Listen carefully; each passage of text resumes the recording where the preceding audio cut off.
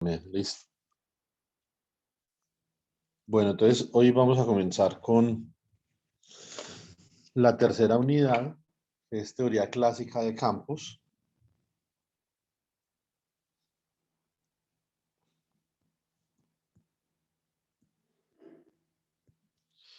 Teoría clásica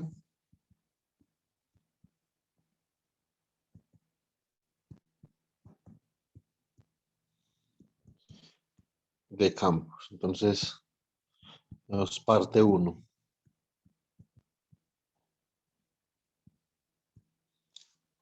¿Cierto? Entonces, para nosotros, digamos, cuando nosotros en física comenzamos a estudiar nuevos paradigmas, esto es relativamente nuevo para nosotros, desde la perspectiva de lo que nosotros conocemos en mecánica clásica, ¿cierto? Entonces, acaba de haber algo nuevo que en mecánica clásica, mecánica teórica convencional de partículas, nosotros no teníamos, ¿cierto? En el momento en que nosotros hacemos eso en física, lo que nosotros queremos hacer siempre es partir de un sistema. Como yo les expliqué en la clase pasada, en el taller, un sistema sencillo e ir, digamos que, añadiendo complejidad, ¿cierto? En el sistema que nosotros vimos la clase pasada, básicamente, es un sistema donde teníamos un desplazamiento generalizado, por ejemplo, Q1, 2 puntos, ¿cierto? Hagámoslo en una dimensión, más una frecuencia por Q1 más un acoplamiento lambda, por ejemplo, por Q2 igual a 0, ¿cierto? Este es el caso en el que yo tenga los desplazamientos de dos masas acoplados mediante una constante lambda, ¿cierto? Podemos también escribir una ecuación de movimiento para la segunda masa, ¿cierto? Una segunda masa que tiene un desplazamiento Q2, entonces sería Q2 puntos. Y en el caso más simple del mundo, la frecuencia de oscilación acoplada de ambas masas es la misma. Vamos a ver qué pasa, inclusive en el caso más simple, cuando tenemos dos sistemas acoplados con la misma frecuencia, ¿cierto? Y con el mismo coeficiente de acoplamiento, o sea que esto es lambda por Q1 igual a 0. Muy bien. Llamemos esta la ecuación 1 y esta la ecuación 2.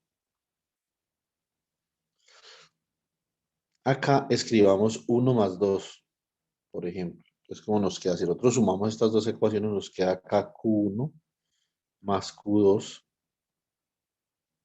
segunda derivada, más omega cuadrado que multiplica Q1 más Q2, más lambda que multiplica a Q. Esto sería, a ver, esto sería por acá, Q1 más Q2 también, ¿cierto? Igual a 0. Y restemos 1 y 2.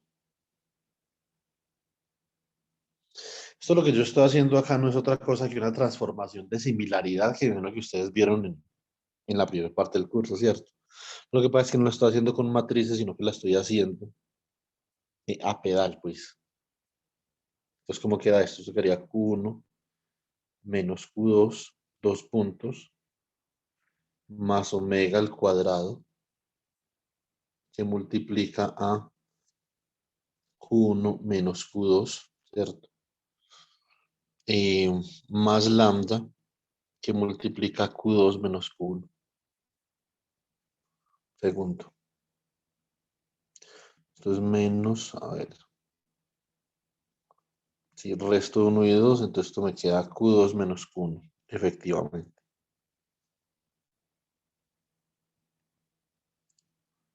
Igual a 0. Bueno, muy bien. Entonces acá, ¿qué es lo que yo puedo hacer? Yo podría hacer lo siguiente. Yo podría eh, voy a definir lo siguiente. En esta ecuación ya está la ecuación 3 y ya está la ecuación 4.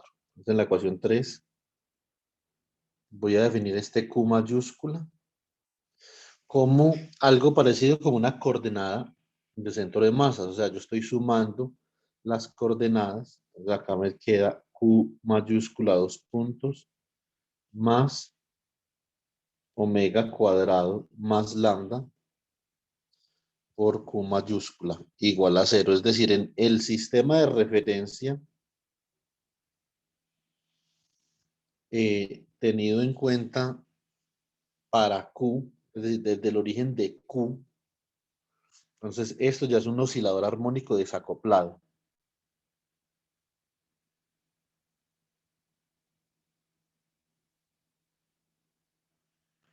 Listo.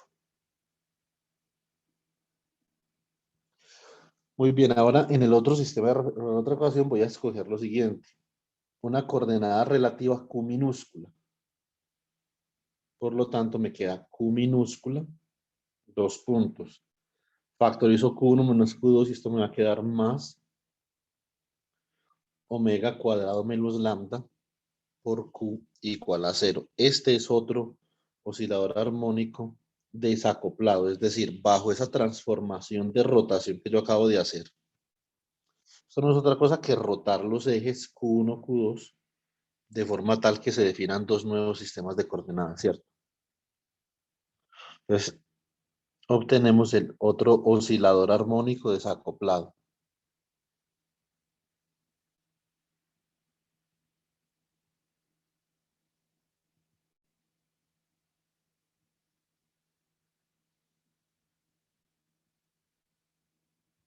Muy bien. Entonces, ¿qué es lo que nosotros podemos ver en este caso?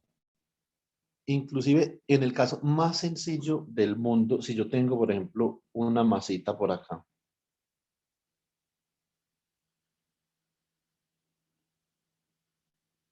acoplada con otra masita por acá. Un segundo, yo lo dibujo menos bien, eso fue muy feo.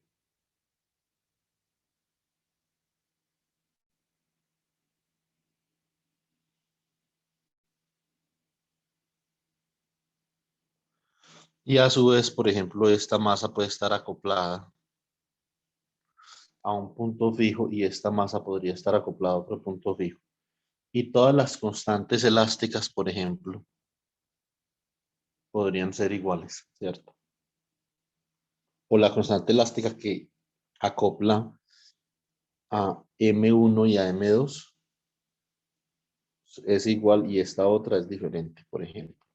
Esto daría un modelo como el que nosotros teníamos, inclusive en el caso en el que la masa 1 sea igual a la masa 2, cuando yo desacoplo mis osciladores armónicos debido a una transformación de rotación, ¿cierto?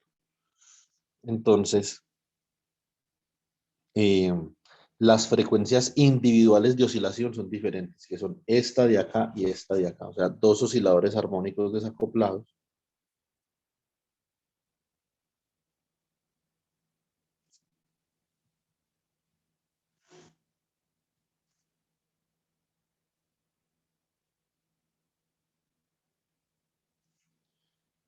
con omega 1 al cuadrado igual a omega cuadrado más lambda y omega 2 al cuadrado igual a omega cuadrado menos lambda, ¿cierto?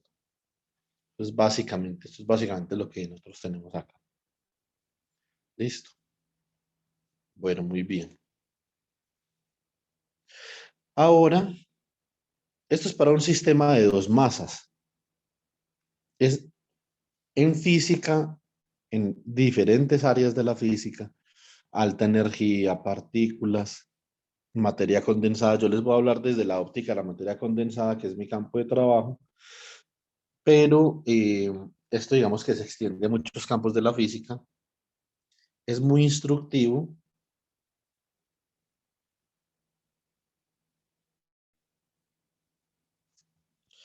considerar un arreglo periódico de osciladores.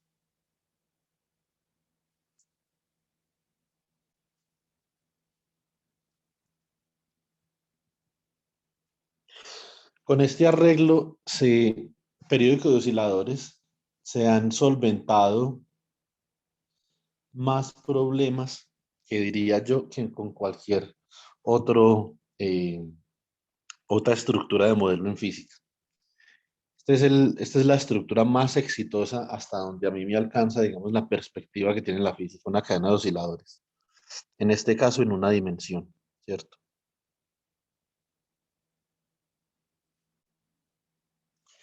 Y ya vamos a ver, por ejemplo, en materia condensada, en física del estado sólido, esto porque es tan instructivo. Nosotros vamos a considerar un sistema, tenemos n osciladores, entonces tenemos unas masas puntuales, M1, por ejemplo, M2, M3,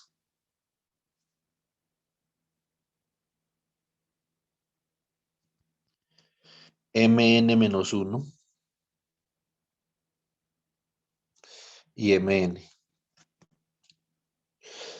Vamos a considerar que estas masas puntuales están acopladas mediante resortes.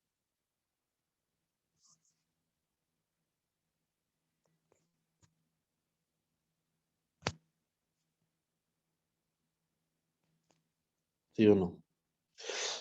Y vamos a considerar que cada una de esas masas se le puede asociar el desplazamiento a través de una coordenada generalizada, por ejemplo, Q1. Estamos en una dimensión, Q2, Q3,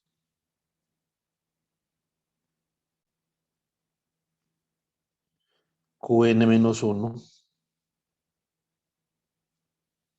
y Qn, ¿cierto? En el caso no trivial, naturalmente, estas constantes de acá,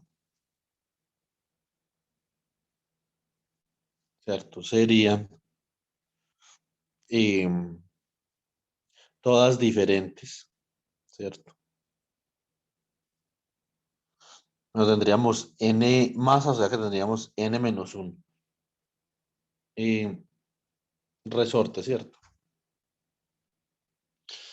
Por simplicidad y naturalmente para poder obtener algo que sea analíticamente eh, rastreable, entonces consideramos para el caso más simple,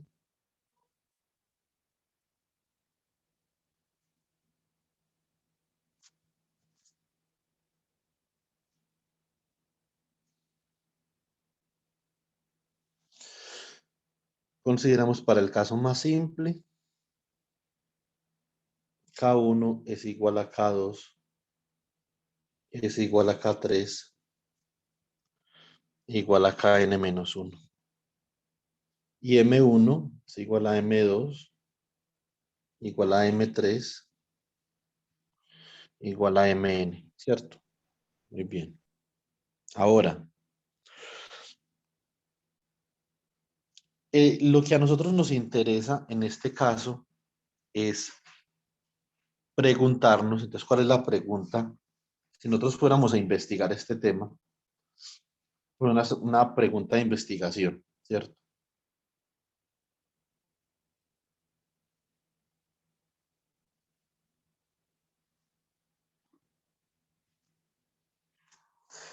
Entonces, ¿cuál es la sistemática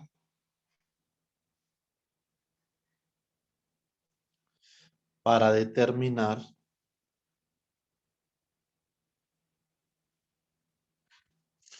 la dinámica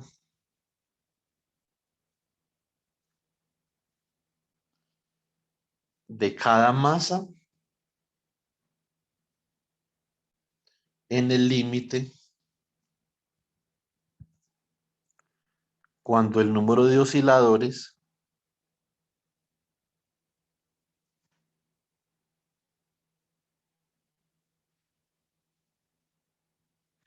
es macroscópicamente grande? Ya les voy a explicar eso qué significa.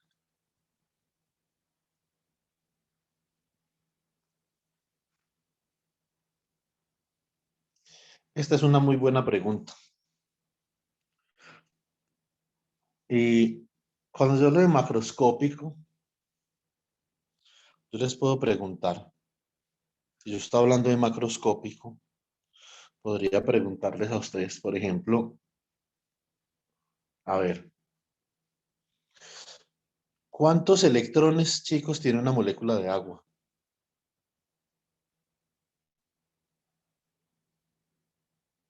Hagan un cálculo rápido ahí. Piensen en los átomos que tienen la molécula de agua, la valencia de los átomos, bueno, el número atómico. ¿Cuántos átomos tiene una molécula de agua?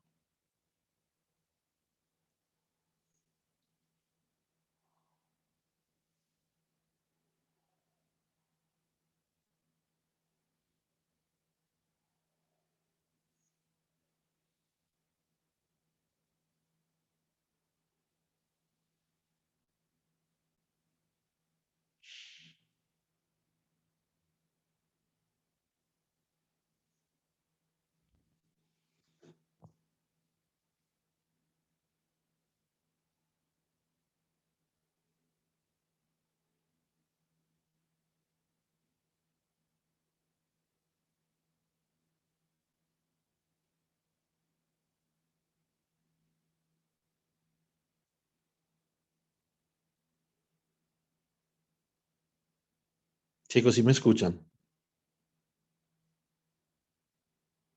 ¿O se fue la señal? Sí, sí se escucha, pero Ah, bueno, gracias, Jonathan. Bueno, les pregunto de nuevo, ¿ya hicieron por ahí mirar una tabla periódica? ¿Cuántos átomos tiene una molécula de agua?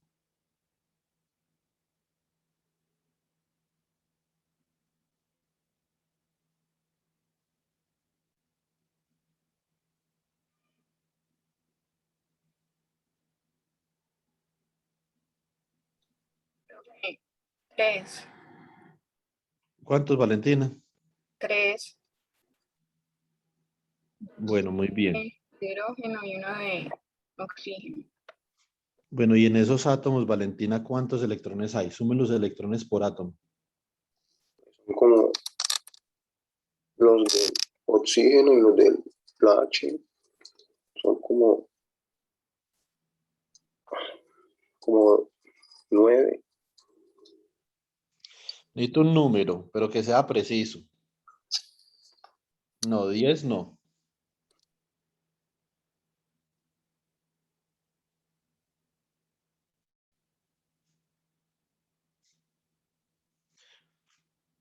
Valentina, ya somos los átomos, los electrones que tienen cada uno de sus átomos.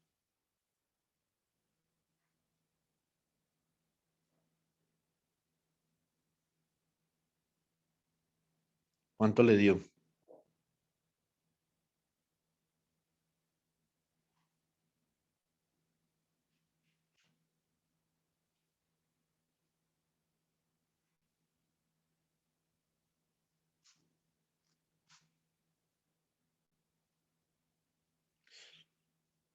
A ver, dice Fernando. Mientras tanto, Valentina y Eiderson, miren a ver cuánto les dan.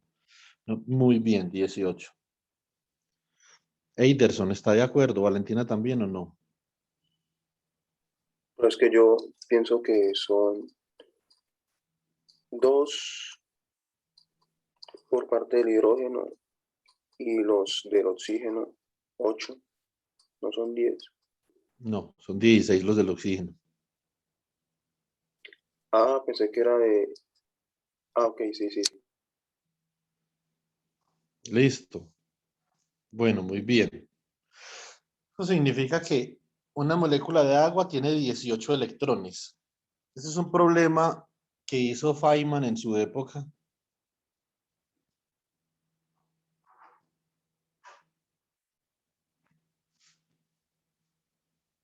Richard Feynman, ¿cierto?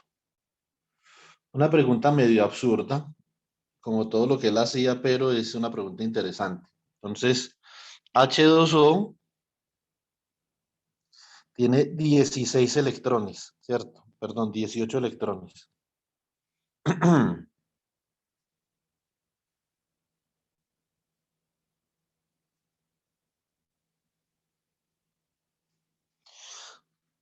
La pregunta es la siguiente. ¿Será que el agua dicen ustedes, ¿el agua tiene pinta de ser una sustancia microscópica o macroscópica? ¿Ustedes qué opinan?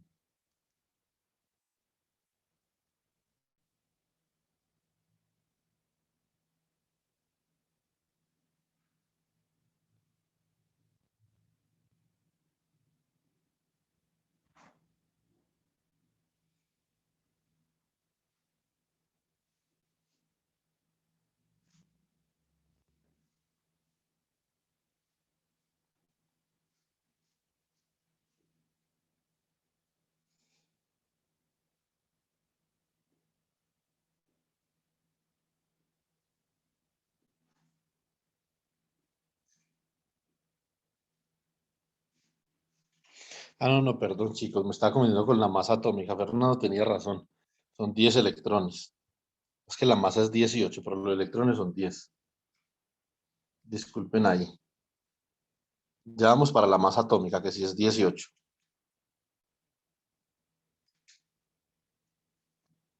Vamos a ver ya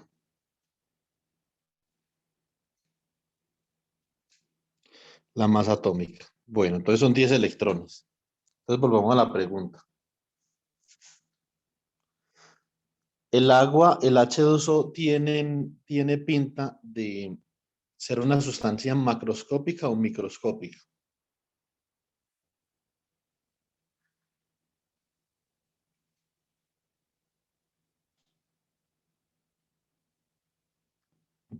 Pues no sé, pero se me ocurre que sí, porque pueden haber compuestos o sustancias con pues con un número mucho mayor de electrones. El agua solo son 10.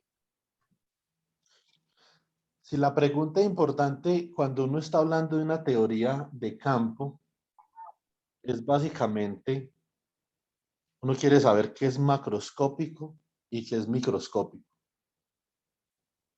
Entonces, por ejemplo, ¿cómo hacemos nosotros para saber si Colombia es un país grande o pequeño? Eso es imposible saberlo.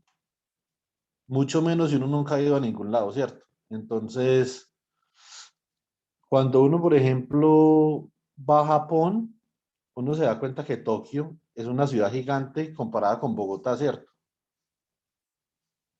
Pero Japón no es muy grande comparado con Colombia, por ejemplo. Tokio sí, pero Japón no.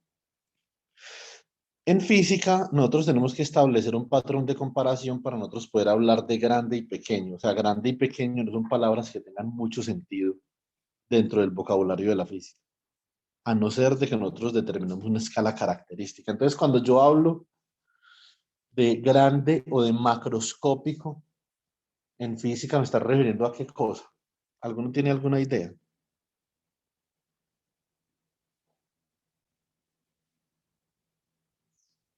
Profe, yo recuerdo que en termodinámica se definió algo macroscópico a partir de un volumen, solo que no recuerdo el valor exacto.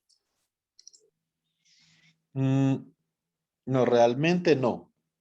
Si se lo definieron como un volumen, me temo que hay una equivocación importante, ¿cierto? Ya cuando usted va a mecánica estadística podrá, digamos que, deliberar apropiadamente sobre lo que significa macroscópico. Pero no es un volumen, ¿cierto? No es un volumen, es un número de algo, ¿cierto? Un número. Pues les pregunto si el agua es macroscópica o no. Tiene 10 electrones.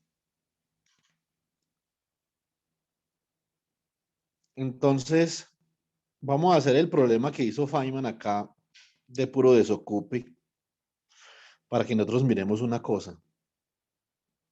Y una persona en promedio pesa 70 kilogramos.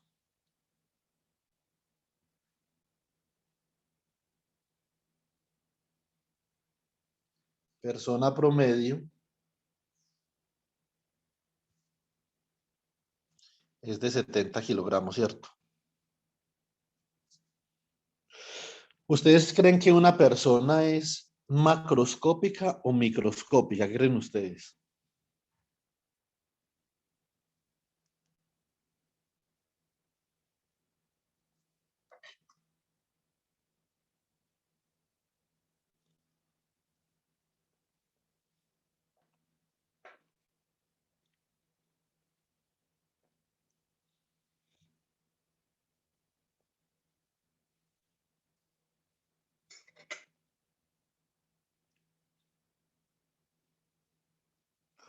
O sea, una persona es una sustancia macroscópica o microscópica, está muy fácil.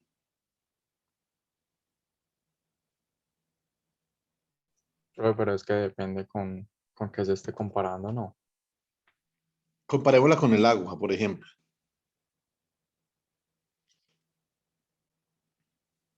Pues yo diría que es macroscópica porque uno está compuesto de muchas moléculas de agua. Exactamente, ¿de cuántas moléculas? Jonathan, ¿usted cuántas moléculas cree que tenemos nosotros de agua? Si mal no recuerdo, era del orden de 10 a la 28. Mm, vamos a ver. Listo. Examinemos una situación acá. Un mol de agua. Richard Feynman hizo una suposición. Él supuso que nosotros, simplemente una suposición porque no lo sabía, ¿cierto? Somos 100% H2O. Y él quería preguntar, por ejemplo, si nosotros tuviéramos un 1% más de electrones que de protones, ¿cuál sería la fuerza de repulsión entre dos personas? ¿Cierto? Entonces, fuerza de repulsión entre dos personas. Esa es la pregunta.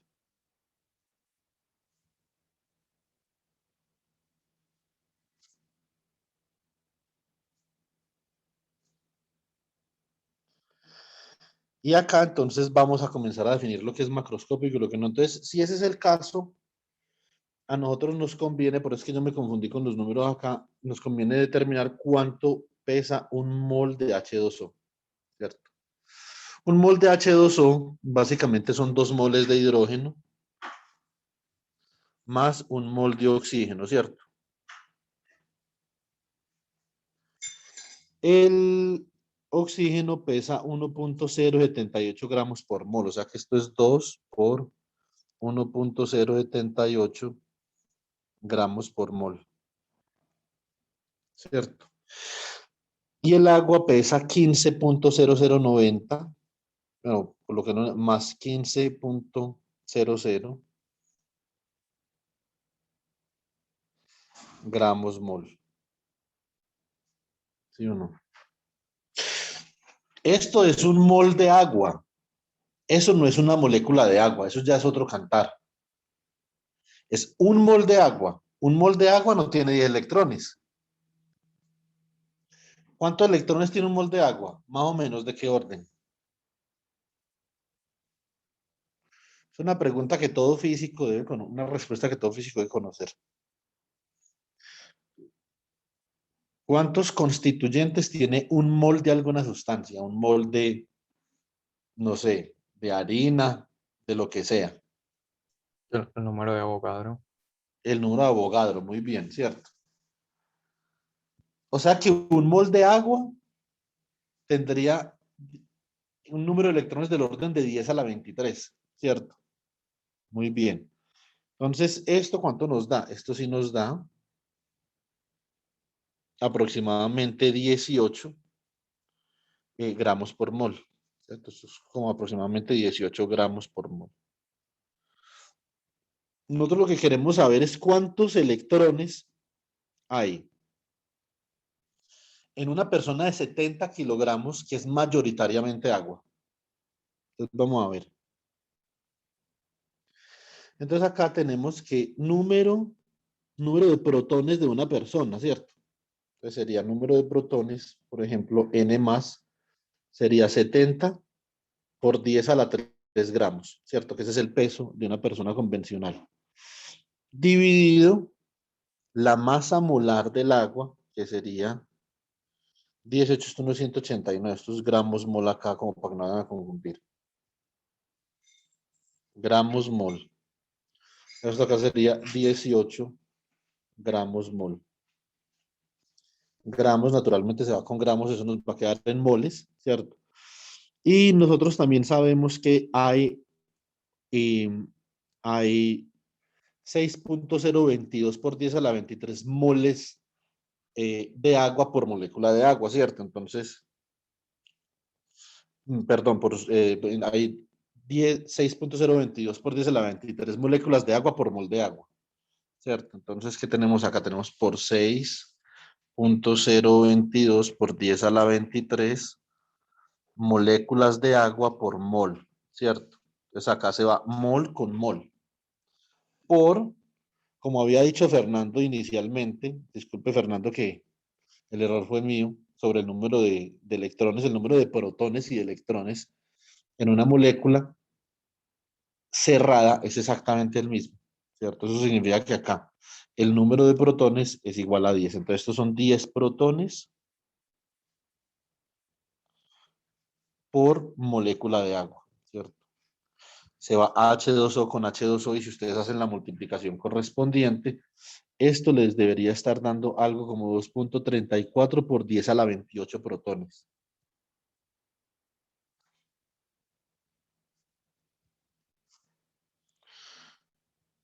Bueno, muy bien. Fernando, no sé quién fue el que dijo, Fernando, Jonathan, eso es lo que usted había dicho.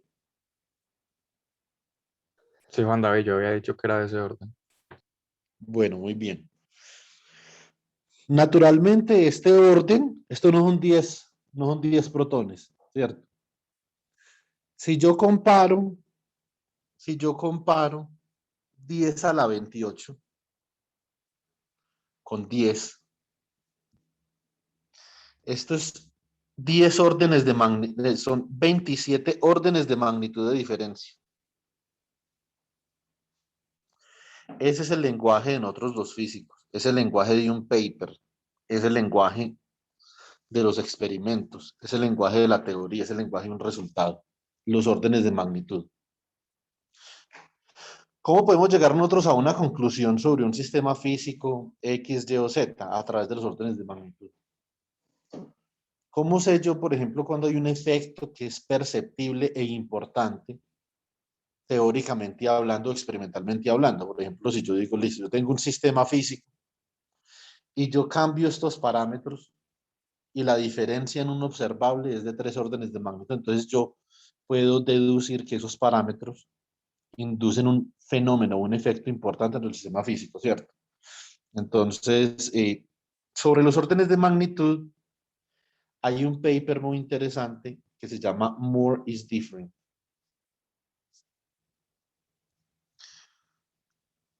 Uno no debería de recibir un título de física sin haberse leído este paper. En mi opinión personal, este es de los papers más importantes de toda la historia de la física. ¿Y de qué habla? De los órdenes de magnitud. ¿Qué tan grande es una cosa con respecto a otra? En diferentes áreas del conocimiento. Y con eso establece las leyes fundamentales que rigen una escala particular. Entonces habla de la escala subatómica, de la escala atómica, de la escala molecular, de la escala mesoscópica, de la escala microscópica, de la escala macroscópica, ¿cierto? Y, por ejemplo, de la escala, digamos, supermacroscópica, ¿cierto? Entonces hablando de teoría de cuerdas, agujeros negros, etcétera, etcétera, ¿cierto? Entonces, More is Different de Philip Warren Anderson, ¿cierto? Bueno, muy bien.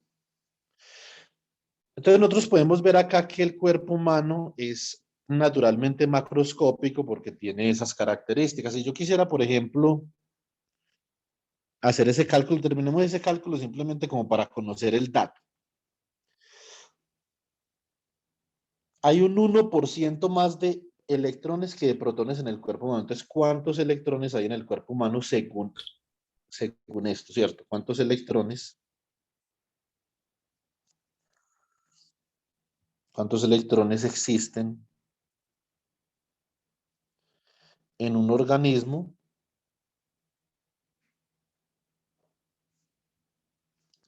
de 70 kilogramos?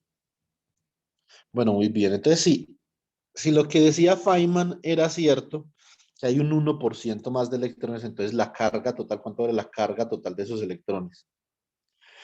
La carga total de esos electrones de exceso que tenemos nosotros es 0.01, ¿cierto? Por el número de electrones, perdón, por el número de protones, porque hay un exceso ahí, o sea, la carga diferencial, ¿cierto? Porque el 99.99% de los electrones van a estar emparejados con algún protón, o sea que hay una carga neutra, pero pero el 99%, pero el 1% no, ¿cierto? Entonces, ¿qué es este de acá? Este 0.01 por 2.34 por 10 a la 28, ¿cierto? Por la carga del electrón, que es 1.6 por 10 a la menos 19 coulomb.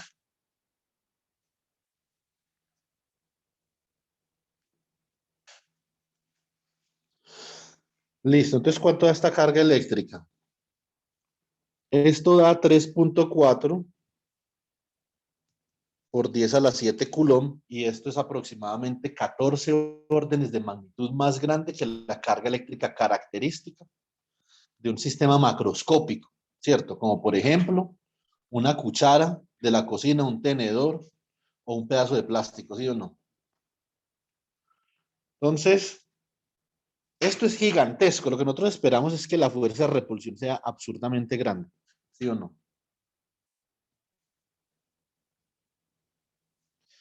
1 sobre 4 pi epsilon sub 0, que multiplica la carga al cuadrado sobre la distancia al cuadrado. Supongamos que las dos personas están separadas por 1 metro. Bueno, 0.6 metros, que es una distancia característica entre personas, lo que mide el brazo de una persona, ¿cierto? Entonces esto sería 1 sobre 4 pi por 8.854 por 10 a la menos 12 coulomb al cuadrado sobre newtons metros al cuadrado por la carga que hallamos, que es 3.4 por 10 a la 7 coulomb al cuadrado sobre 0.6 metros al cuadrado, ¿cierto? Entonces esa fuerza de repulsión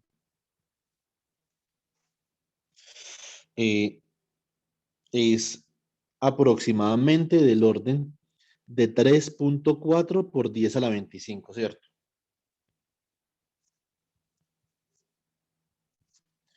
Newtons. Nosotros tenemos que comparar esto con algo. Comparémoslo con el peso de la Tierra, peso de la Tierra.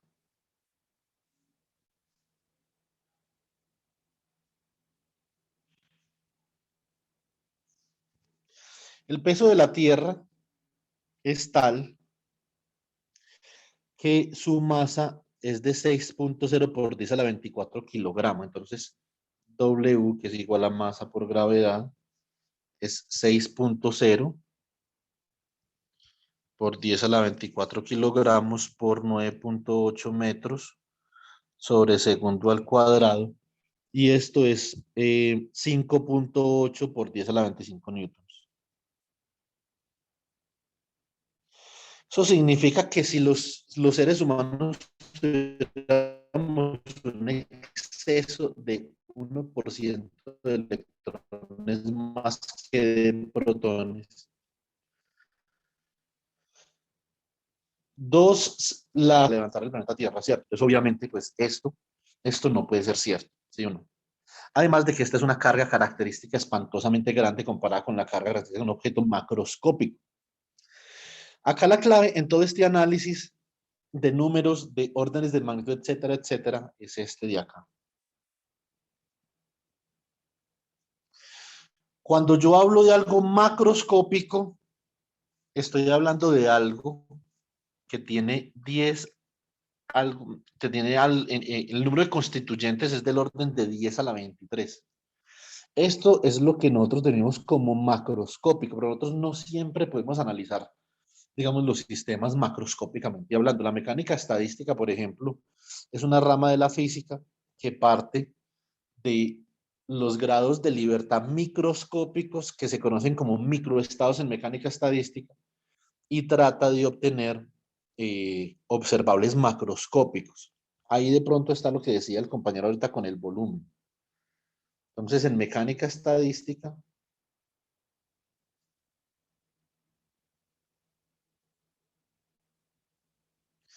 no tenemos un gas, ¿cierto? Y este gas tiene N átomos, ¿cierto?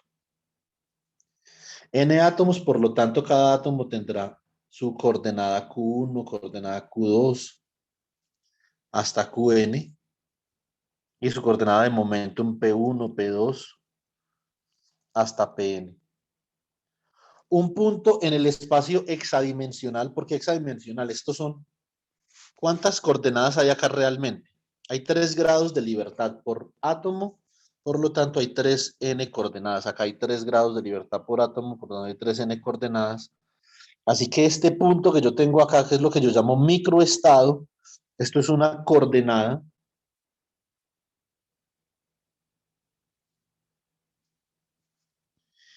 en el espacio hexa n dimensional.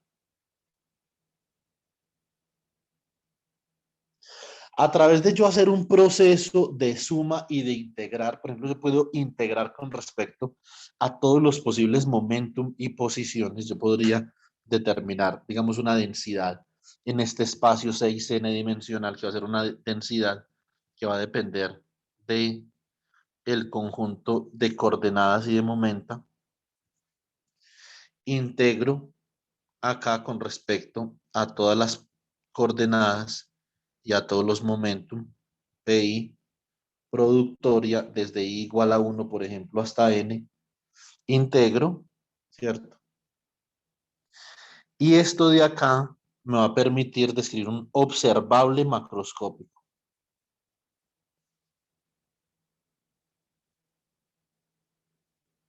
¿Sí o no? En la práctica, naturalmente, yo no siempre puedo integrar sobre todas las N componentes que tiene el gas. ¿Sí o no? Eso sería imposible, pues. Entonces, y tampoco voy a poder solucionar 6n ecuaciones de Newton para determinar la dinámica de este microestado. ¿Sí o no? ¿Qué es lo que uno hace en la práctica? Lo que uno hace en la práctica es que este número de acá, este número del que yo estoy hablando de osciladores, que es macroscópicamente grande, lo que yo voy a hacer es que lo voy a hacer lo más grande posible, ¿cierto? Lo más grande posible de forma tal que sea lo más parecido a 10 a la 23. En la práctica esto no se parece ni mínimamente a 10 a la 23, pero ni mínimamente, ¿cierto? Entonces, ese límite, cuando el número de constituyentes de un sistema físico que yo considero es muy grande, se llama el límite termodinámico. Para n que tiende a infinito, que es el número de constituyentes de algo, se llama límite termodinámico. La termodinámica es la ciencia o la rama de la física que estudia un número macroscópicamente grande de constituyentes de una sustancia, por ejemplo. Entonces tienen un gas, ¿sí o no? Tienen átomos en el gas con su posición, su velocidad, y ustedes a partir de la coordenada microscópica del gas, que es el microestado, ¿cierto? Entonces, por ejemplo, esto podría ser acá Q1, P1, esto Q2, P2, si tuviéramos, por ejemplo, 5 partículas, que no es suficiente, Q3, P3, ¿cierto?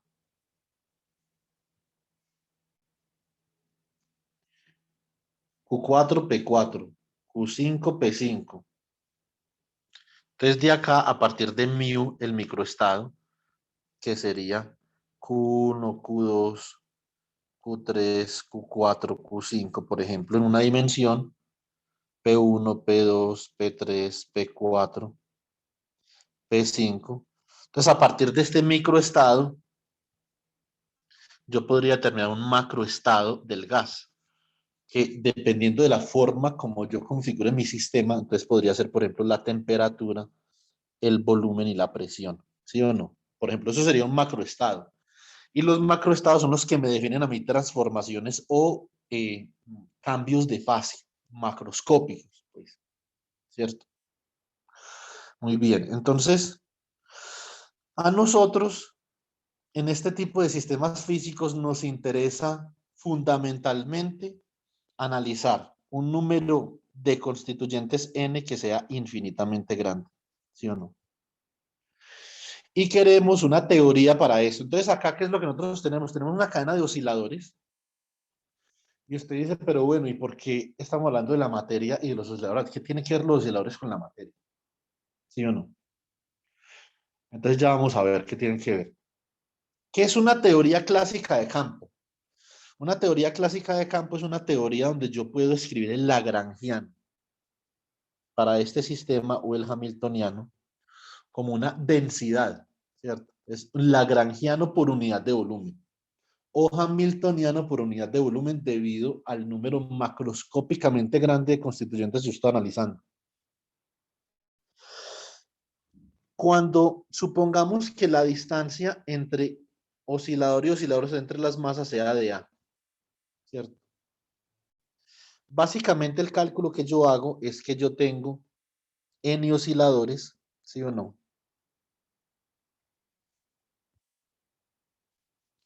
Tengo N osciladores y la longitud de mi cadena de osciladores es, por ejemplo, L minúscula, ¿cierto? Entonces yo divido L minúscula entre N y eso me da este parámetro que me determina con qué periodicidad se repite una masa, ¿cierto?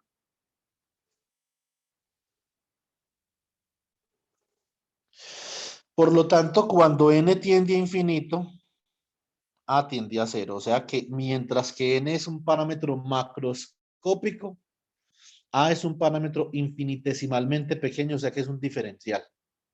¿Sí o no? Una teoría de campo es una teoría en donde hay tantos osciladores acá, un número tan grande de osciladores y tan poco espacio entre ellos que el desplazamiento de cada una de esas masas se puede considerar como una variable continua. Ya no sería, por ejemplo, variables discretas de osciladores discretos, sino que sería continuo, desplazamiento continuo.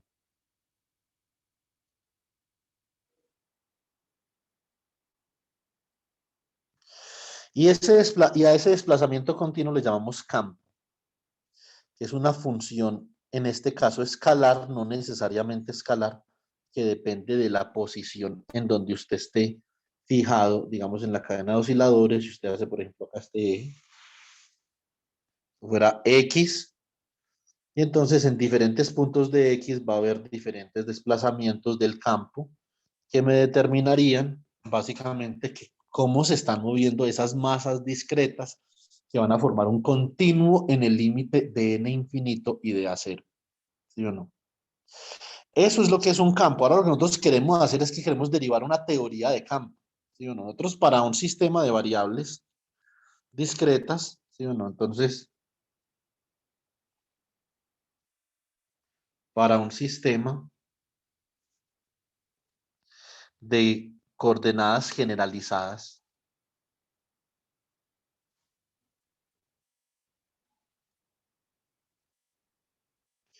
un sistema de partículas, nosotros teníamos que la derivada de Lagrangiano con respecto a la coordenada Q, por ejemplo, menos la derivada con respecto al tiempo de la derivada de Lagrangiano con respecto a Q punto,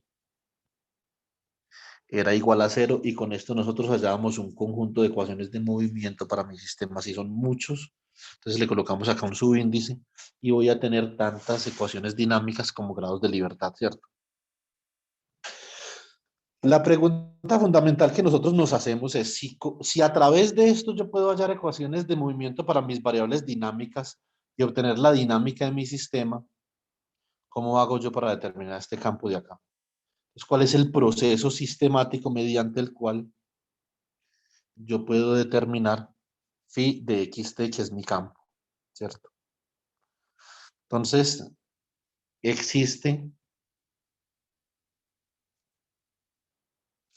una formulación lagrangiana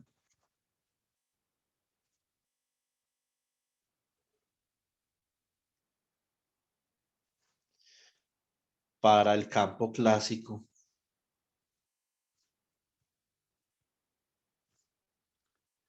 phi de xt, pregunta, ¿sí o no?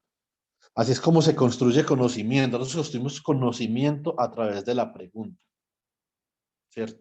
Entonces, bueno, muy bien.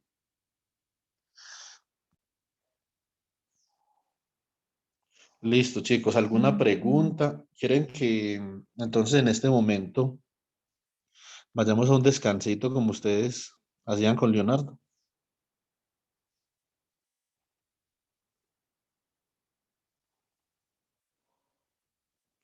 ¿O seguimos? Sí, profe, tomemos el descanso. Sí, Juan Bueno, David, por favor. bueno, jovencito, entonces nos vemos ahorita. Veámonos en mis teléfonos a las 9:02. Veámonos a las 9:08 de nuevo. ¿Listo? Listo, muchas gracias.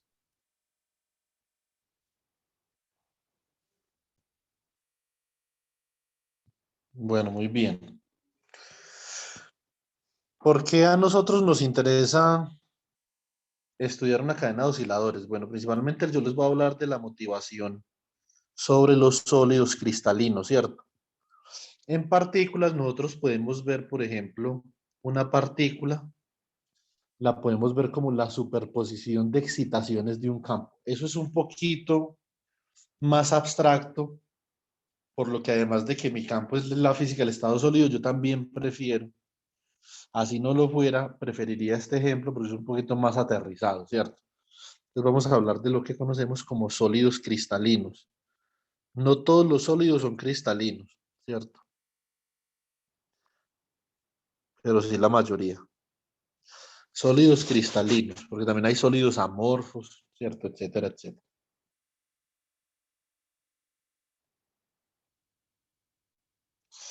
Miremos, por ejemplo, vamos a buscar nosotros, uno de los sólidos más conocidos del mundo es la sal, ¿cierto? Entonces podemos buscar, por ejemplo, sodium chloride crystalline structure, sodium chloride crystals, ¿cierto? Entonces, esto es la sal, ¿sí o no? Estamos mirando a la sal. La sal, como nosotros podemos ver, es una sustancia que tiende a formar cristales, ¿cierto?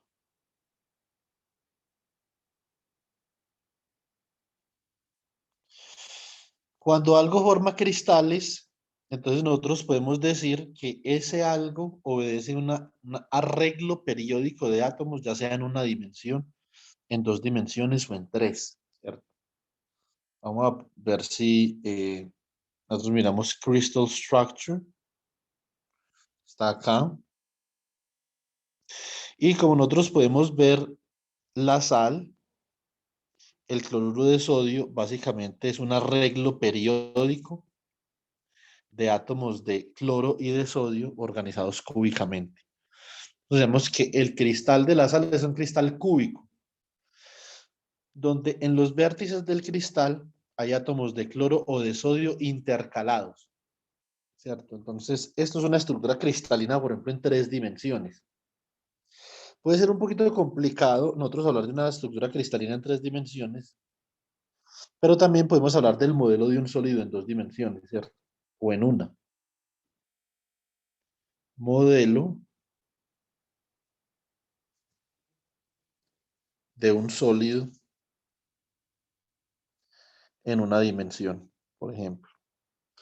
Un sólido en una dimensión básicamente es un arreglo de átomos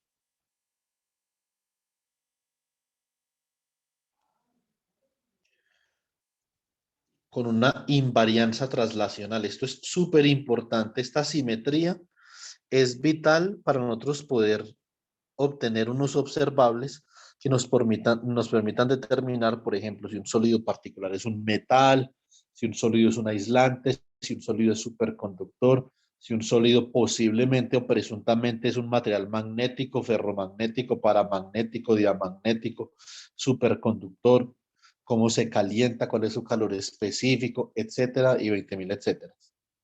¿Cierto? Bueno, muy bien. Entonces, estos son todos átomos, por ejemplo, del mismo tipo. Entonces, esta podría ser, por ejemplo,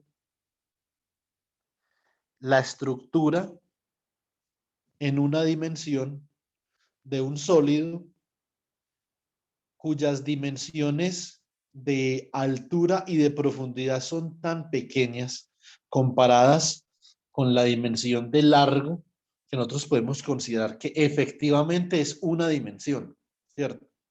Los sistemas en una dimensión, como ustedes verán en su taller, tienen en su taller parcial, tienen una importancia en física bastante preponderante, ¿cierto? Entonces, uno le pueden preguntar, venga, pero ¿cómo así que un sólido en una dimensión? ¿O qué será? Entonces, una dimensión se puede obtener de dos formas fundamentalmente. Se puede obtener integrando el efecto de las otras dos dimensiones, ¿cierto? Si usted, por ejemplo, tiene la ecuación de Schrödinger de esta forma, que depende de x, y, z,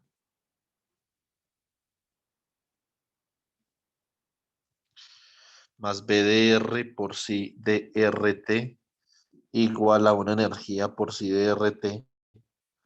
Usted quisiera saber este sistema cómo se comporta en una sola dimensión. Para eso usted tiene que hallar el efecto de las otras dos dimensiones sobre la dimensión de interés. Supongamos que, por ejemplo, este potencial de acá es un potencial de forma tal que es como algo así.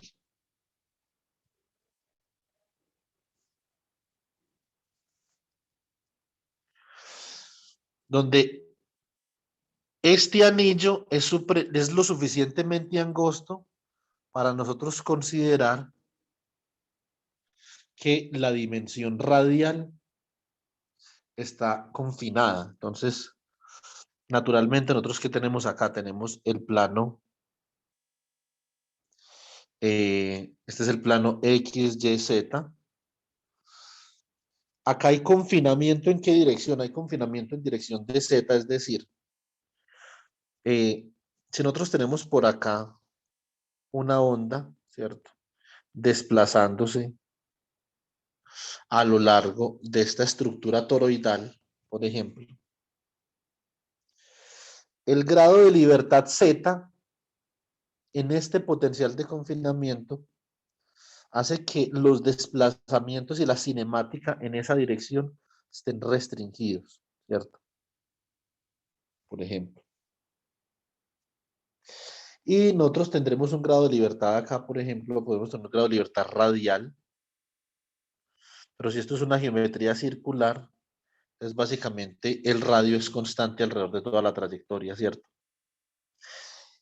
Y esta coordenada de acá, que sería como el diferencial de radio, esto sería un cambio en el radio, es lo suficientemente pequeña como para que no se le permita a la onda desplazarse radialmente dentro de esa estructura toroidal.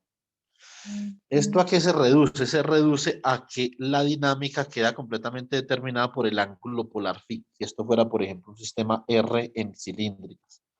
R, phi y z, ¿cierto? Entonces, por lo tanto, si usted acá integra esto con respecto a z y con respecto a r, y acá lo integra con respecto a z y con respecto a r, obtiene usted una dinámica efectiva en una sola dimensión, ¿cierto? Podría ser, por ejemplo, menos h barra cuadrado sobre 2m por una función del ángulo, ¿cierto? Más un potencial que depende del ángulo por la función del ángulo igual a una energía prima por la función del ángulo, ¿cierto? Una vez usted ha integrado los diferentes grados de libertad. Esto se llama una dinámica efectiva en una dimensión. No es que sea en una dimensión, pero efectivamente la cinemática más importante ocurre es en el ámbito unidimensional, ¿cierto? Entonces, esto es muy importante. Nosotros podemos obtener teorías efectivas en una dimensión que nos permitan analizar cierto tipo de fenómenos físicos que son de mucho interés para nosotros, ¿cierto? Como por ejemplo los solitones y los instantones, que vamos a ver acá en esta teoría de campo. Otra forma en la que nosotros podemos percibir una geometría unidimensional es, por ejemplo, supongamos que nosotros tenemos un material, un pedazo de material, ¿cierto?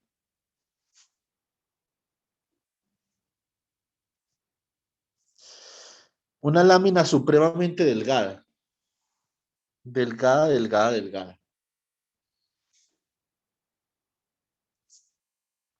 Esta lámina es tan delgada y tan angosta, es decir, esta dimensión de acá que llamamos delta Z y esta dimensión de acá que llamamos delta X es tan pequeña que básicamente toda la física interesante sucede en esta dimensión delta Y. Esto se llama confinamiento. Y el confinamiento es una característica importante para nosotros analizar sistemas físicos. Cuando nosotros tenemos un sistema físico confinado, tenemos una dinámica en dimensiones reducidas, ¿cierto? Muy bien. Entonces, por eso es que nosotros estudiamos sistemas en una dimensión, porque el confinamiento nos permite estudiar sistemas en una dimensión. Si ustedes de alguna forma creen que los sistemas en una dimensión son más sencillos de estudiar que los sistemas en tres, se equivocan. Los sistemas en una dimensión son lo suficientemente complejos como para no tener solución, ¿cierto? Bueno, a ver, no tenemos ninguna mano levantada, no hay preguntas. Continuamos. Muy bien. Entonces, en un sólido, básicamente hay dos interacciones importantes. Si yo quisiera hablar, por ejemplo, de un observable, entonces digamos observable. Si yo quisiera hablar, por ejemplo, del calor específico, puedo hablar de varias cosas, puedo hablar de la entropía, del calor específico, ¿cierto? De la dureza, de la conductividad eléctrica, la conductividad térmica de un sólido, etcétera, etcétera. Básicamente que acá hay dos cosas que importan. En estos átomos van a haber electrones en unos niveles de energía que pueden ocupar los electrones, ¿cierto? Como ustedes ven en su curso de física 2, los electrones pueden ocupar diferentes energías dentro de un átomo. Son diferentes niveles donde puede haber electrones. Un electrón, por ejemplo, podría estar acá o podría estar acá, ¿cierto? Está en el tercer nivel, etcétera. En todo caso, entre los electrones de interátomo va a haber una interacción de Coulomb, ¿cierto? Entonces va a haber un potencial que es igual a la carga del electrón al cuadrado sobre 4pi epsilon sub 0 por la distancia que lo separa. Si uno grafica este potencial, ustedes se dan cuenta que B de R como función de R es como algo así. Esto es 1 sobre R, esto es como algo así, ¿cierto? Naturalmente. Bueno, muy bien. Entonces esto entre electrones. Si fuera, por ejemplo, entre electrones y protones, entonces tendría un signo menos acá y un Z. Si yo asumo que la dirección en la que crece el potencial es la dirección negativa, entonces yo podría esquematizar el potencial al que están sometidos estos átomos acá, lo podría esquematizar de esta forma.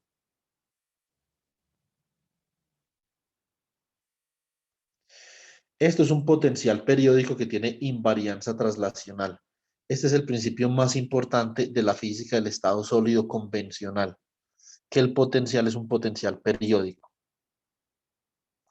Y esto da origen a una propiedad de los materiales que se llama estructura de bandas. Entonces, potenciales periódicos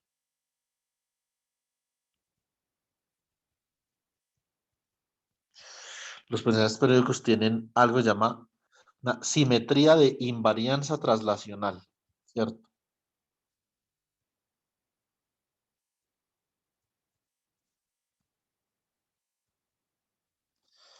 Es decir, si usted tiene, por ejemplo, un campo en esa cadena de átomos phi de x, t, y usted aplica una operación de traslación acá en una cantidad delta x, esto es igual a phi de x más delta x, t. Pero por la invarianza traslacional, esto no es otra cosa que phi de x, t. Es decir, debido a la invarianza traslacional que tiene este potencial de acá, el campo es un campo periódico. Apunten eso por ahí, que eso les va a servir mucho, por favor. Campo clásico, periódico, en sistemas con invarianza traslacional.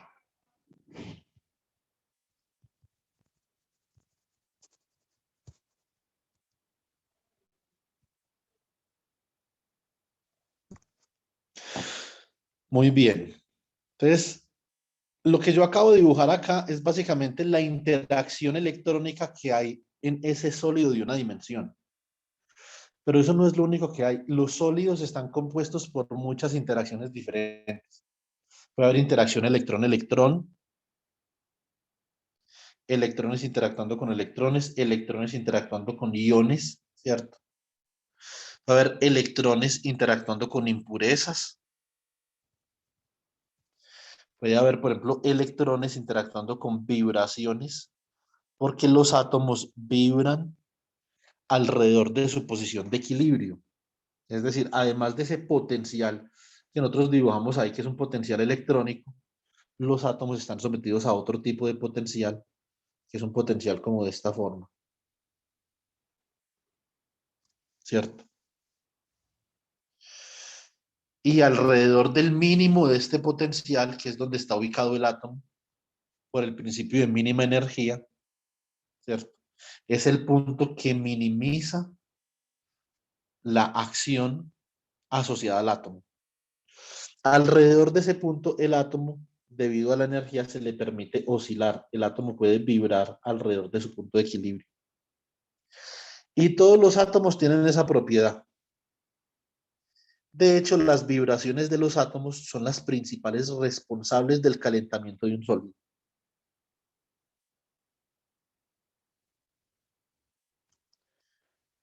Entonces, todos los átomos, además de tener unos potenciales electrónicos de repulsión o atracción, según sea el caso, que están pintados en verde, estos potenciales electrónicos son potenciales de Coulomb. Los átomos también tienen un grado de libertad vibracional, hay un grado de libertad electrónico, pero también hay un grado de libertad vibracional para los átomos, ¿cierto?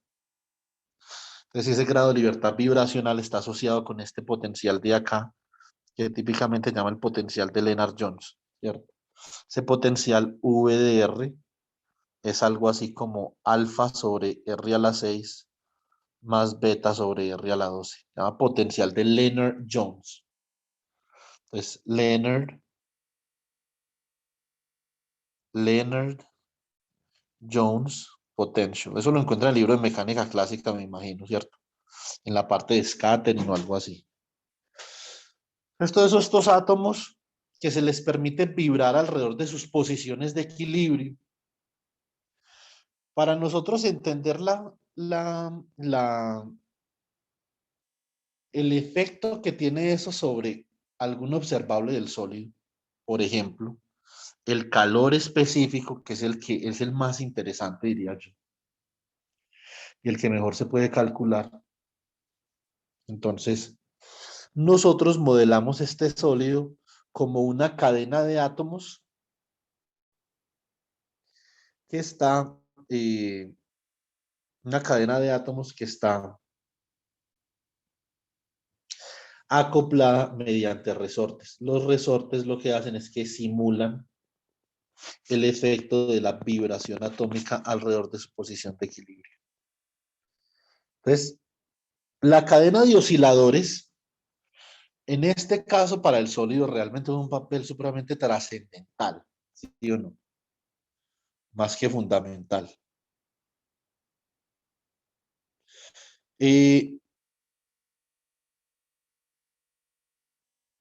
Ahora,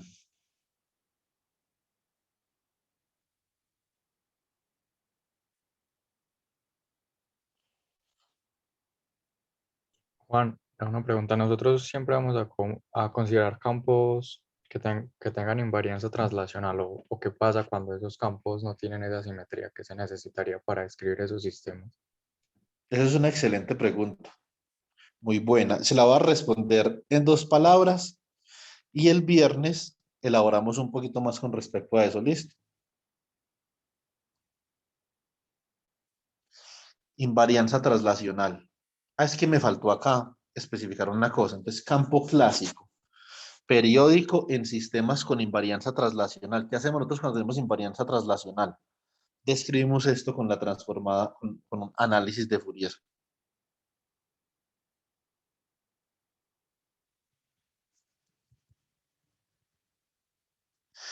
Si nosotros naturalmente estamos, ¿qué es lo que nosotros hacemos cuando planteamos una teoría de campo, Jonathan? Creo que Jonathan fue el que me preguntó, ¿cierto?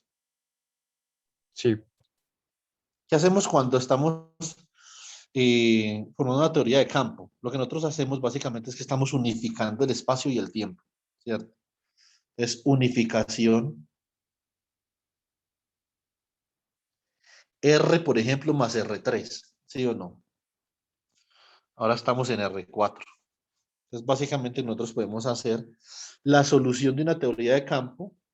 La solución de una teoría de campo la podemos escribir en términos de la transformada de Fourier en 4 dimensiones del campo. Entonces, esto sería la integral sobre D3K sobre D omega, 2pi a la 4, ¿cierto? DE a la menos I, K punto, digamos, R. Esto si fuera generalizado en 3 dimensiones espaciales, ¿cierto? Y una dimensión temporal, menos omega t, por la transformada de Fourier de este. Entonces sería phi, digamos, phi barra, para que sea otra función, de k, omega, ¿cierto? Esto lo van a explorar en la primera pregunta del taller con la función de Green para la ecuación de onda no homogénea de la que les hablé el viernes pasado, ¿cierto? Entonces, esto es siempre y cuando haya invarianza traslacional, usted puede hacer cosas como por el estilo, ¿sí o no? Utilizar Fourier, etcétera, etcétera. Entonces, ¿qué pasa si no? Y si no hay invarianza traslacional,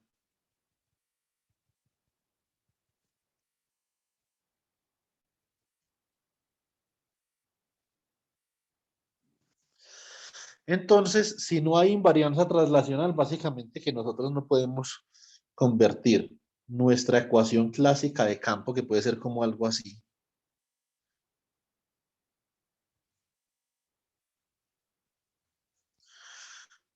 Bueno, esto es una mala cosa porque no hemos hablado de relatividad todavía. Espera un segundo. Escribamos esto así.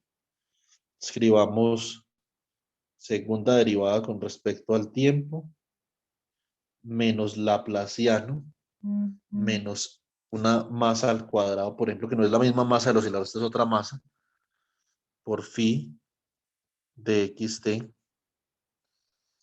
igual, digamos, a lo que sea, a una función fuente. Entonces, si nosotros tenemos invarianza traslacional, esto de acá lo podemos escribir como menos omega cuadrado más k cuadrado menos m cuadrado por phi de k, omega, ¿cierto? Igual a j de k, omega, ¿sí o no? Y de acá nosotros simplemente podemos despejar phi de k, omega. Y esto queda igual a j de k, omega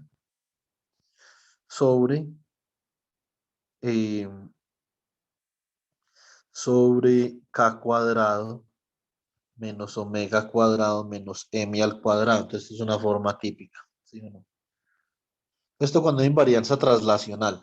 Típicamente nosotros no podemos transformar en Fourier a j, pero sí podemos transformar en Fourier el producto delta de t menos t' por un delta de 3 de r menos r'. Entonces lo que nosotros hacemos es, en vez de trabajar una teoría de campo para el campo como tal, trabajamos una teoría de campo para su función de Green. Eso es lo que hacemos. Entonces, en ese caso, esto se convierte en un 1. Y esto se convierte en la función de Green del campo.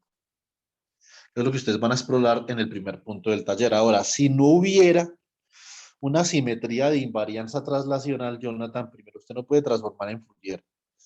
Entonces, por lo tanto, usted tiene que hallar una forma de poder evaluar algunas integrales en el espacio y en el tiempo.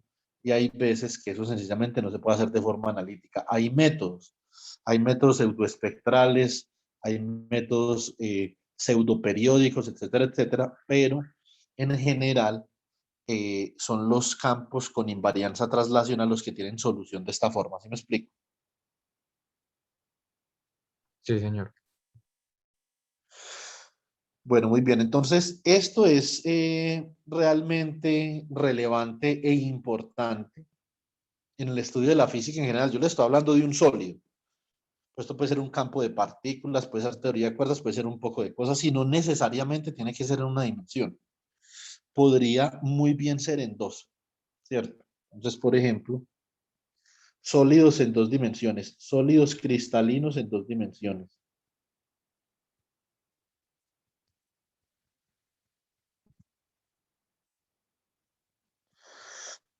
Hay un sólido en dos dimensiones que es, pero mejor dicho, espantosamente conocido. Estoy seguro que ustedes lo han escuchado, así no sepan cuál es. ¿Hay alguien que tiene una idea?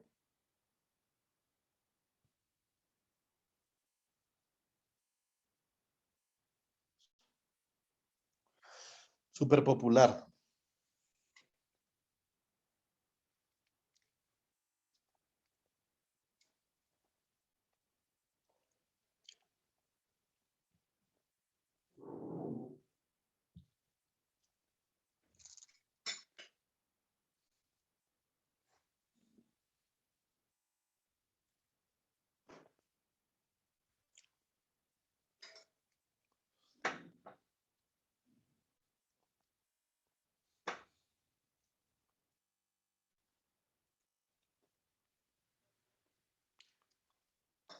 A ver si lo han escuchado. A ver. Se llama grafeno. ¿Sí han escuchado el grafeno o no?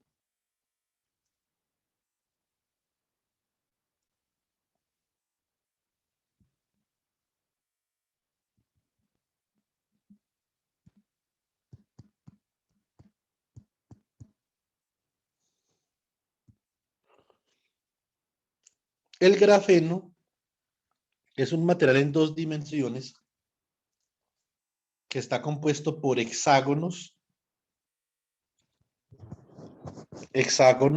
de átomos de carbono. Y este material también tiene invarianza traslacional.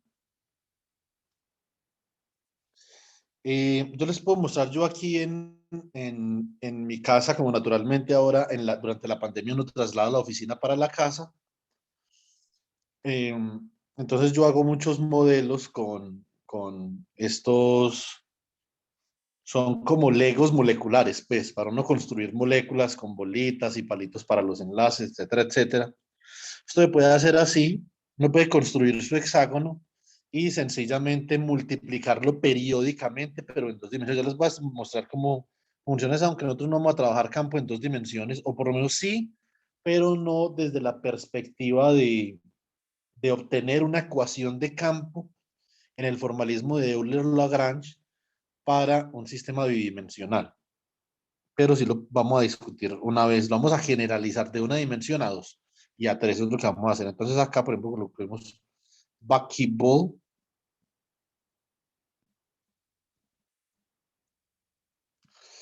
fullerene. Entonces, por ejemplo, este es otro material periódico, ¿cierto? Con condiciones de frontera periódicas. Vamos a ver. Está mejor el que hicieron mis estudiantes acá en mi casa que el que hay acá en internet, es increíble. Son 60 carbonos, ¿sí o no? Son 60 carbonos que forman hexágonos y pentágonos, pero cada pentágono está rodeado por cinco hexágonos. Por lo tanto, tiene invarianza traslacional y condiciones de frontera periódicas. Si usted le da la vuelta al baloncito, al fullereno, esta imagen, esto está como maluco, pero a ver, ¿cuál será la mejor imagen que hay acá? Es el C60, ahora tiene 60 carbonos. Eso topológicamente está en dos dimensiones, ¿sí o no? Esto es bidimensional, eso no es tridimensional, es bidimensional, sino que está en un espacio no euclidio, que es distinto. Está en un espacio no euclidio, pero sigue siendo bidimensional. Esto es el fullereno. También el fullereno tiene invarianza traslacional en dos dimensiones, ¿cierto? Periódica, ¿sí o no? Periódica. Y el grafeno sí tiene una invarianza traslacional euclidia periódica, ¿cierto? Les voy a traer los fullerenos para que ustedes observen.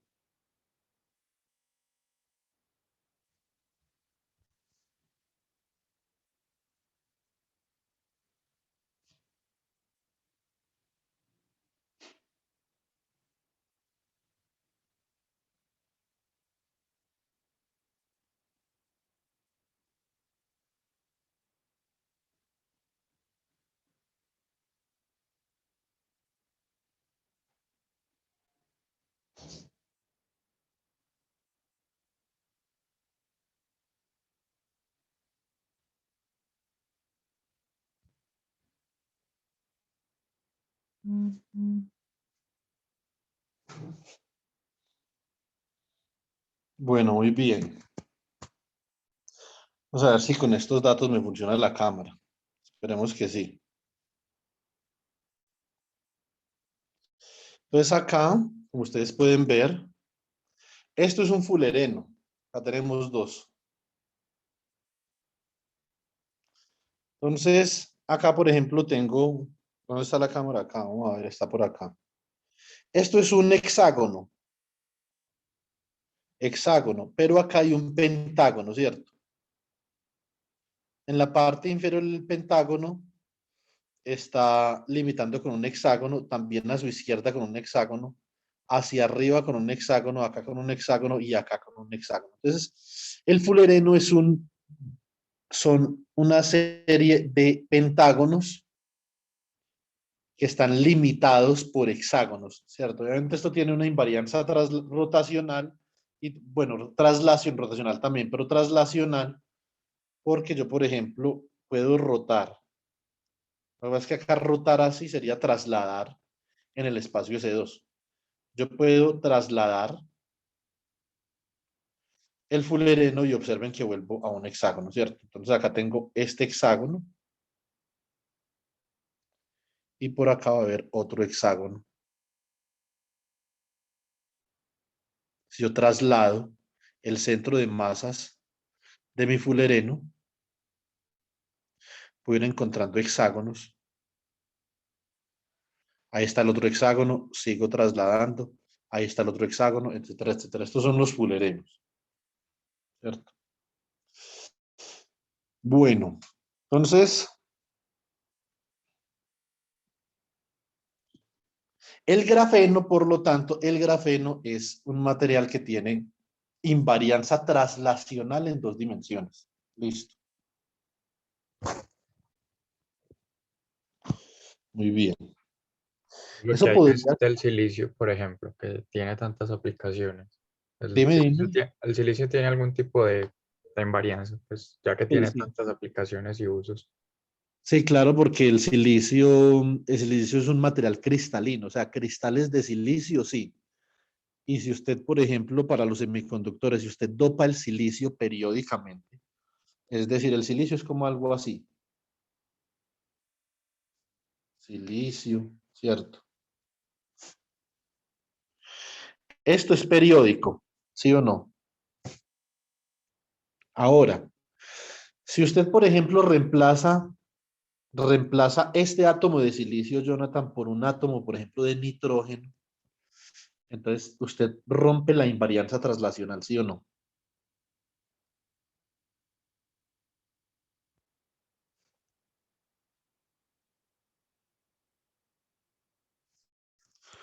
Una vez usted rompe la invarianza traslacional, usted no puede analizar esto con estructura de bandas, pero igual el material puede tener aplicaciones. Lo que pasa es que usted no puede determinar la física del sistema con métodos convencionales usando análisis de Fourier, etcétera, ¿cierto? Eso es todo, pero usted naturalmente puede tener aplicaciones. Lo que pasa es que es más duro de analizar, entonces es más duro de hacer física. Más sin embargo, Jonathan, si usted hace esto, si usted dopa con nitrógeno el material de silicio, ¿cierto? Digamos, un determinado número de átomos de silicio de forma tal que la concentración del nitrógeno sea mucho menor que la concentración del silicio, esto sigue teniendo invarianza traslacional. ¿Sí me explico? Sí, profe. Entonces, esto es, digamos, el fundamento más importante para estudiar nosotros materiales desde la perspectiva convencional de una estructura de bandas. ¿Sí o no? Vamos a ver una cosa, ¿cómo será cuál será el periodo de el grafeno? ¿Cierto? Pero naturalmente en esta cadena de átomos que yo tengo acá, pues el periodo es muy sencillo, porque yo me desplazo horizontalmente y voy de átomo a átomo. En 2 dimensiones, de pronto puede ser un poquito más truculento, ¿sí o no? Entonces, este va a ser un hexágono con átomos de carbono para yo formar mi grafeno.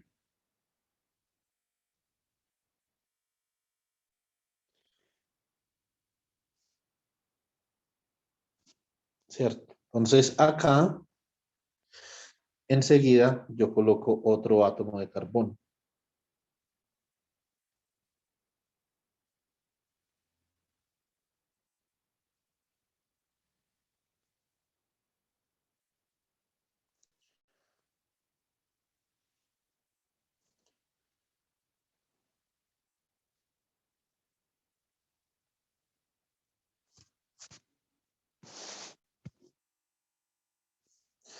Acá puedo colocar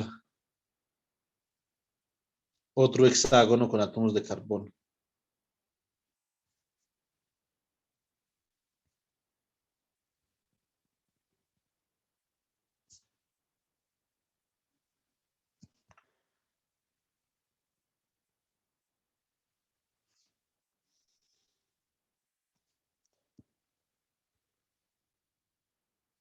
Y yo puedo comenzar a repetir esta estructura hasta que se me acabe la tablet, la memoria y lo que sea, ¿cierto?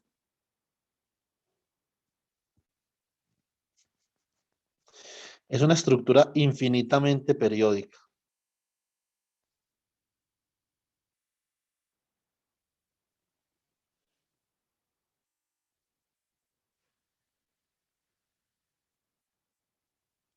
Por eso es que hay veces ustedes en internet van a encontrar esto con el nombre de honeycomb lattice, porque esto es como una red, pero que parece como esos panales de abeja, ¿cierto?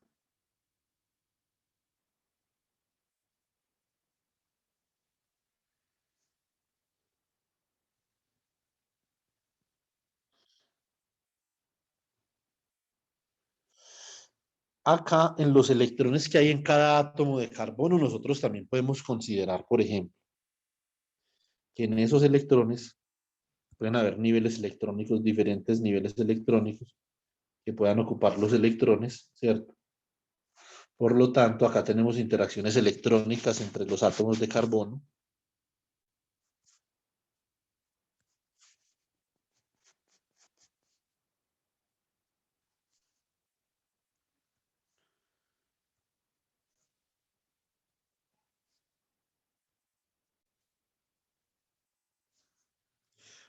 Entonces tenemos niveles electrónicos y los átomos de carbono van a comenzar a interactuar bidimensionalmente entre ellos, ¿cierto?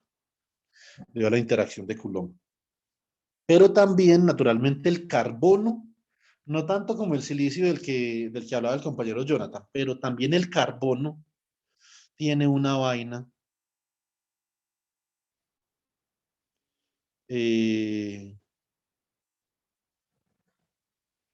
mm,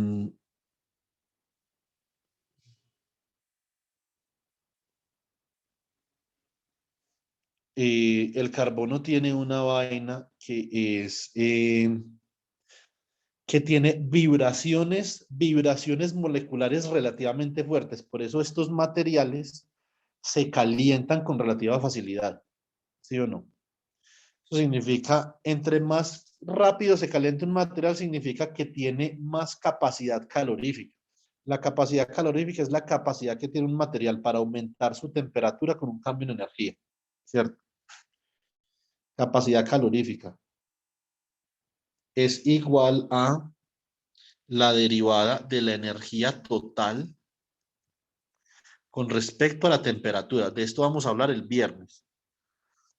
Es posible que esto me saque un poquito del tema que estamos viendo, pero yo quisiera que hiciéramos un análisis de dos artículos que se publicaron en 1900 algo y 1912 por Einstein y Debye, y que miremos el modelo de los osciladores acoplados, la cadena de osciladores, cómo permitió, naturalmente con mecánica clásica, miramos ahí un poquito las correcciones cuánticas, pero a partir de la mecánica clásica, cómo se pudo predecir el comportamiento a bajas temperaturas de la capacidad calorífica en sólidos, ¿cierto?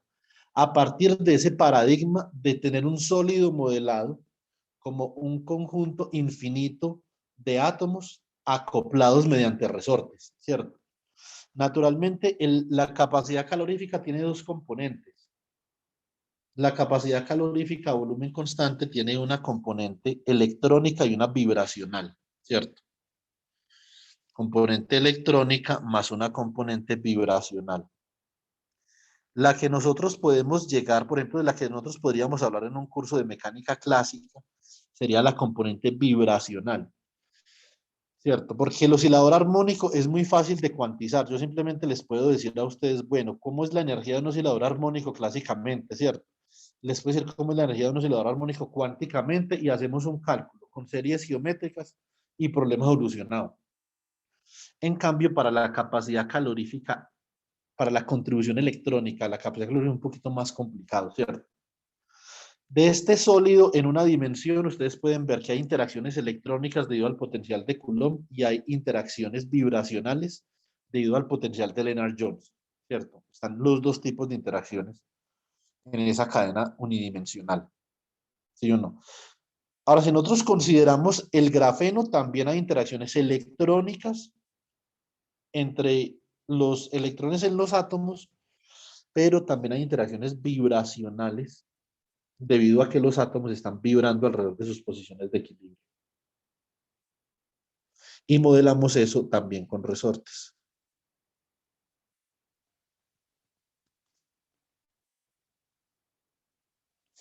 Esta es la forma como los antiguos Planck, Einstein, Debye percibieron que se comportaba la materia. Dijeron, bueno, los átomos vibran claramente alrededor de sus posiciones de equilibrio, ¿cierto? Pues nosotros modelemos eso con resortes, ¿sí o no? Con sistemas acoplados, sistemas mecánicos acoplados a través de resortes. Por eso es que yo el lunes hice tanto énfasis en obtener la dinámica acoplada de los dos sistemas masa, resorte, amortiguador, ¿sí o no? Para que nosotros vayamos pensando filosóficamente en la importancia en la física de la cadena de osciladores. Acá todos estos átomos se pueden ver como si estuvieran conectados mediante resortes y esto va a modelar las vibraciones internas en un material, ¿cierto? Con respecto al punto de equilibrio de los átomos.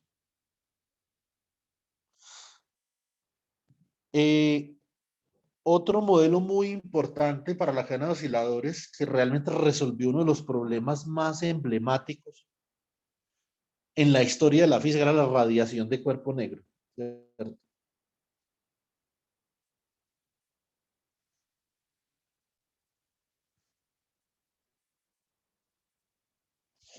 La radiación de cuerpo negro es la radiación que emite un cuerpo debido a que absorbe toda la radiación incidente. No refleja ninguna. Y como longitud de onda lambda, la densidad de radiación por unidad de volumen se midió como de esta forma.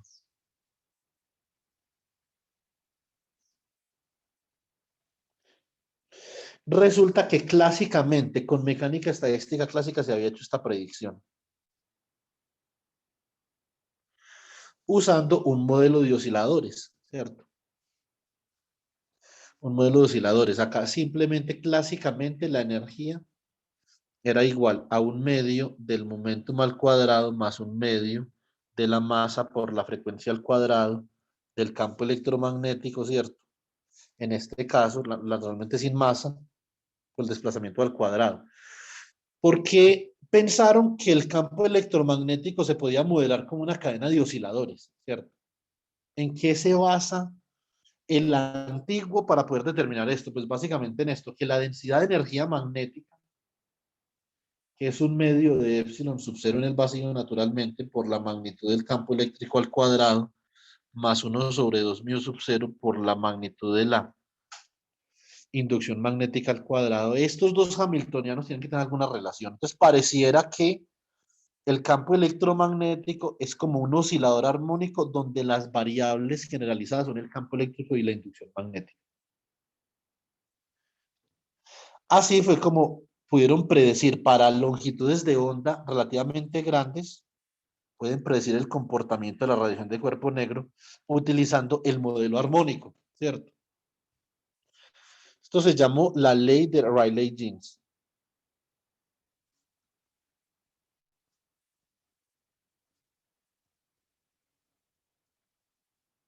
Del mismo el scattering de Rayleigh, ¿cierto? Ahora, para bajas longitudes de onda, ¿qué sucedió? Pues básicamente que la ley de Rayleigh-Jeans no podía predecir el comportamiento de bajas longitudes de onda. Y resulta que entonces se les ocurrió lo siguiente. Dijeron, listo, entonces, para la energía del oscilador, ahora hagamos esto. Vamos a obtener la energía del oscilador usando mecánica estadística cuántica. Y vieron que la energía del oscilador dependía de un número entero, n, ¿cierto? Que viene a ser el número de excitaciones de fotones que hay por modo propio, ¿cierto? Dijeron que esto era n más un medio por h barra, que es la constante de Planck normalizada, por omega. Y corrigiendo el cálculo de la densidad volumétrica de radiación de cuerpo negro, pero usando esta corrección cuántica, obtuvieron la ley de Planck.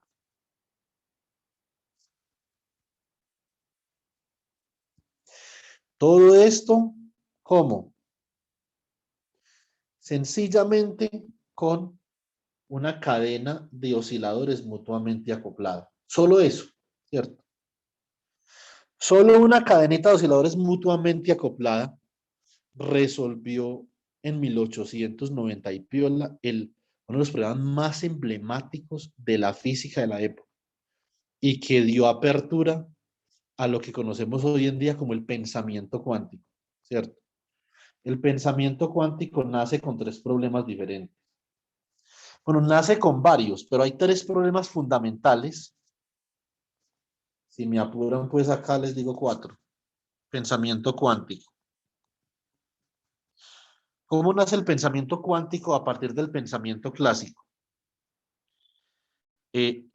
Radiación de cuerpo negro.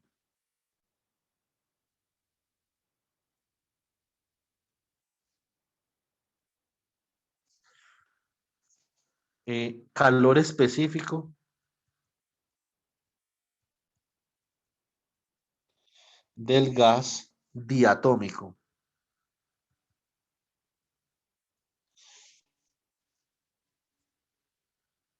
Listo. Y calor específico de un sólido. Esto tiene dos vertientes. Tiene la vertiente de Einstein,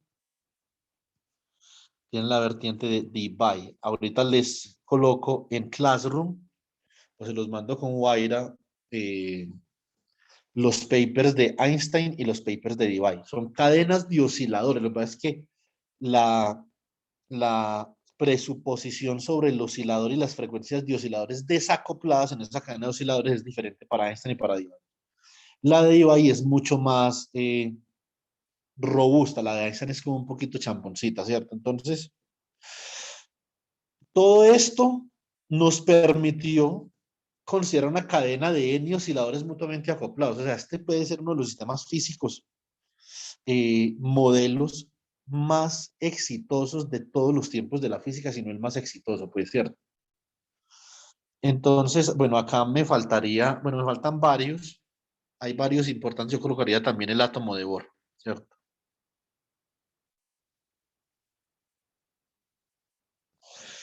Entonces, y cuando nosotros tenemos N osciladores, estamos ya en el límite continuo del desplazamiento, obtenemos la teoría de campo. La teoría de campo, por lo tanto, es una teoría que nos permite analizar las complejidades de sistemas con un gran número de grados de libertad, ¿cierto? Entonces, en la próxima clase, esto es una motivación, entonces la próxima clase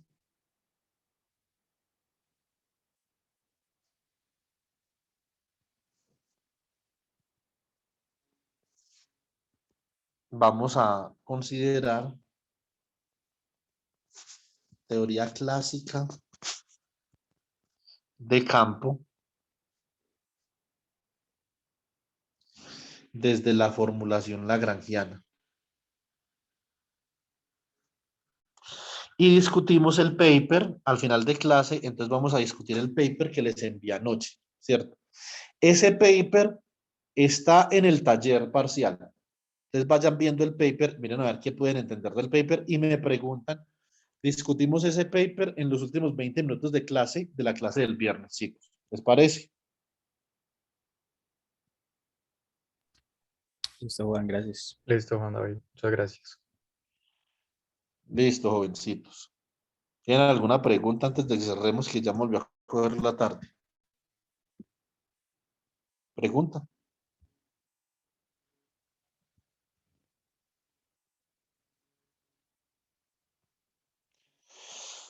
Bueno, jovencitos, entonces que pasen un buen resto de día. Profe, Eh, hasta luego. Feliz hasta día. luego. Hasta Hasta luego. luego. Profe, Bueno, gracias. Dime. una pregunta. Entonces, hasta este momento, lo que hemos estado haciendo es como un acercamiento primero a la teoría clásica de campos para ya empezar con eso en forma en la próxima clase. Sí, sí, exactamente. La teoría clásica de campos, Valentina, es posiblemente uno de los temas no controversiales, no hay ninguna controversia, sino es de muy difícil asimilación para un estudiante de pregrado. ¿Sí me explico? No es sencillo. De pronto puede que usted pueda hacer los cálculos con las ecuaciones de Euler-Lagrange y lo que sea, pero el fenómeno físico, la comprensión holística del fenómeno físico es relativamente complicada. Lo que es un campo, para qué sirve un campo, ¿cierto? ¿Qué son las ecuaciones de campo? ¿Cuál es la diferencia entre una partícula y un campo? ¿Qué son excitaciones de campo? Entonces, lo que yo he decidido hacer, todos los libros hacen eso, el Goldstein también. Lo que pasa es que el Goldstein lo hace muy corto y otros libros también. Entonces, en la formación que yo recibí eh, digamos, una motivación bastante profunda con respecto a lo que es la teoría clásica de campo. Entonces, por eso estamos haciendo como esa introducción así. Pero ya vamos a comenzar. Entonces, un día de paciencia y listo. ¿Ok? Listo, profe, muchas gracias. Bueno, señor, que esté bien. Hasta luego. Hasta luego.